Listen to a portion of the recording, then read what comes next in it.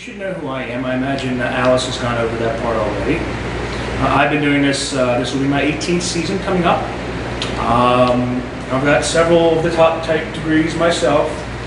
I used to work with Kaplan. I've had roles as an admissions ambassador with Duke and Cornell. 1 second, please.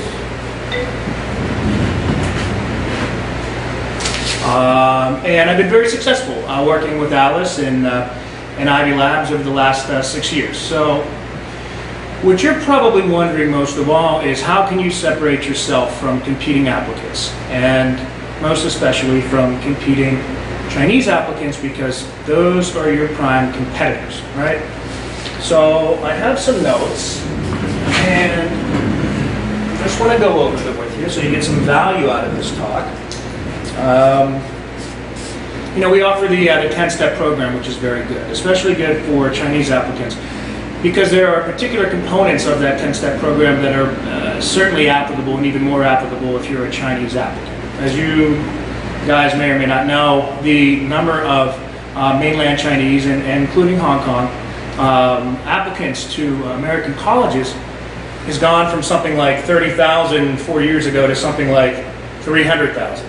And it's predicted that by 2015, more Chinese will be applying to American colleges as freshmen than Americans. So it's competitive enough as it is, but it's going to get exponentially more competitive. So with that in mind, I wanted to give you some ideas, certain things that I've observed over the years that I don't see as many Chinese applicants presenting.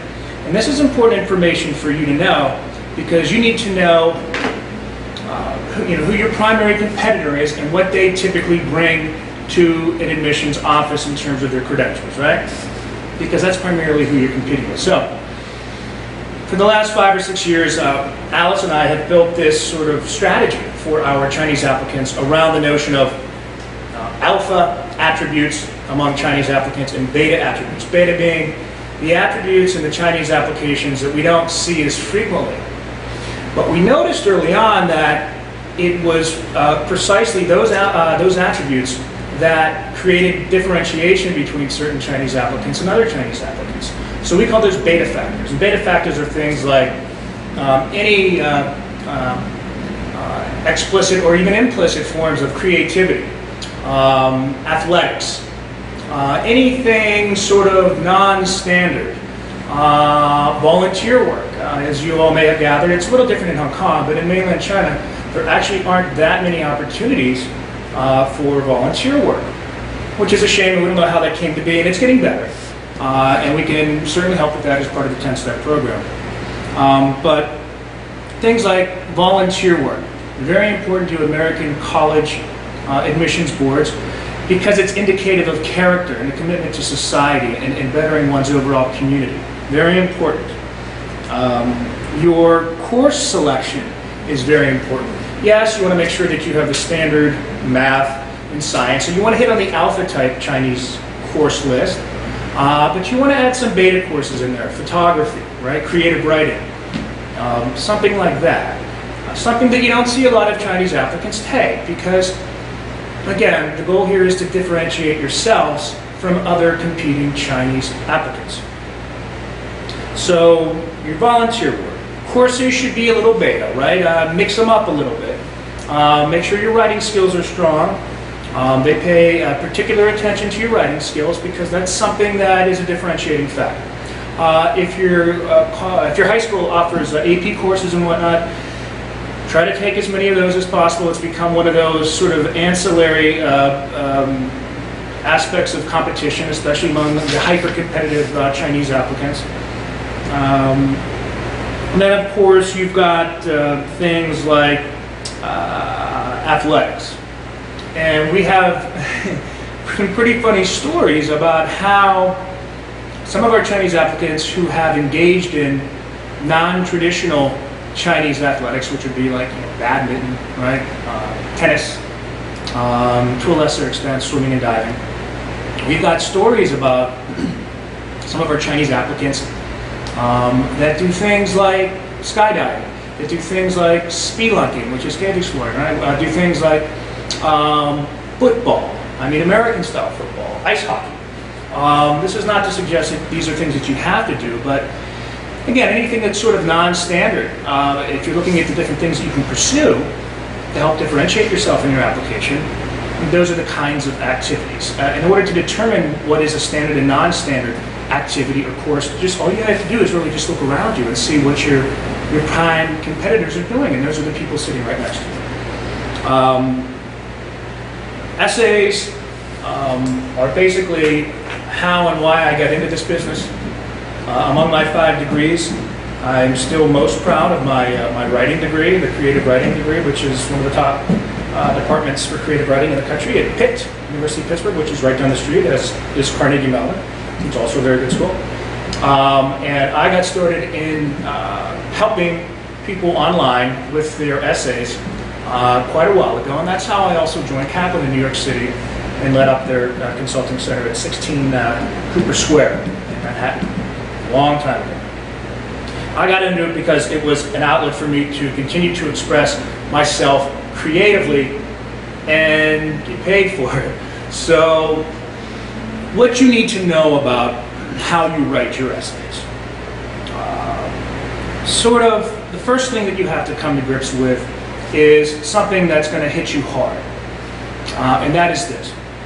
There's no such thing as a perfect essay. In the quest to create a perfect essay, you're automatically alienating some portion of the reading audience that you're trying to hook. That's just common mathematics.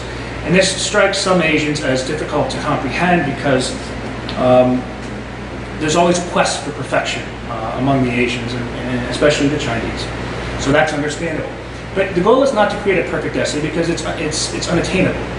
And so what you want to do, we're talking about something like the main Common App essay, right? You've got a limited amount of space. Topics should not be something, your topic should not be unique in general, because there is no such thing. Think about it. How many applicants over the years have written a personal statement for college admissions? Millions, right? For one to think that they can create a generally or categorically unique essay is just nonsensical. It can't happen, right? The goal is to create an essay that is uniquely you, because there's only one you. And so the topic that you choose should allow you to express yourself in a way where you can be showing something that is uniquely you. Definitely something that you don't want to do, and this is something that especially some of my parents of the clients, that they refuse to accept sometimes until you talk to them. An essay is also not supposed to be sort of a laundry list, right, of your accomplishments. Not supposed to be a trophy list, because those are all items that can be ascertained elsewhere in your application. So, one of the best essays that I ever helped a young man write, who ultimately ended up getting into Harvard College, was about a piece of bubble gum that he got stuck on his shoe in the subway in New York. And it was a beautiful essay. Right? You say, oh my God, I've got to do something like that. You see how unique that is? No.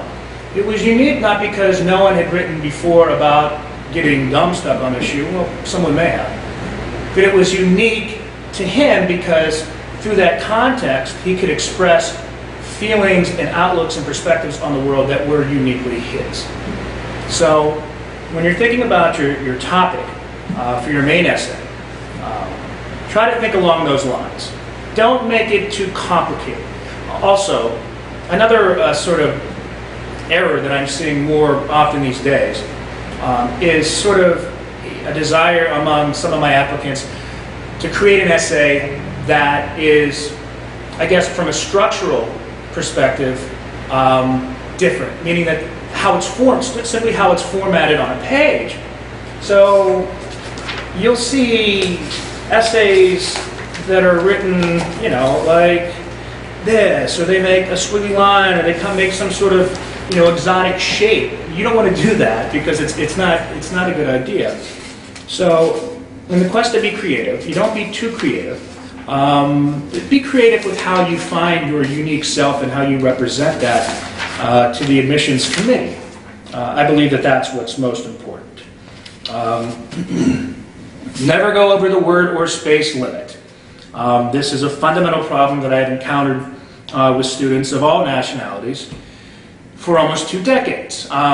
When you go over the limit, whether it's word count, character count, or page count, you are implicitly telling the admissions committee that they have poor judgment by having set that limit on you. And that, of course, does not reflect well on the applicants. So, know the box, the corral, in which you have to run as a horse, and then when you're in that corral, look under the stones and find a story that is uniquely you, that expresses what is uniquely you. And that's really all you're trying to accomplish with your essay.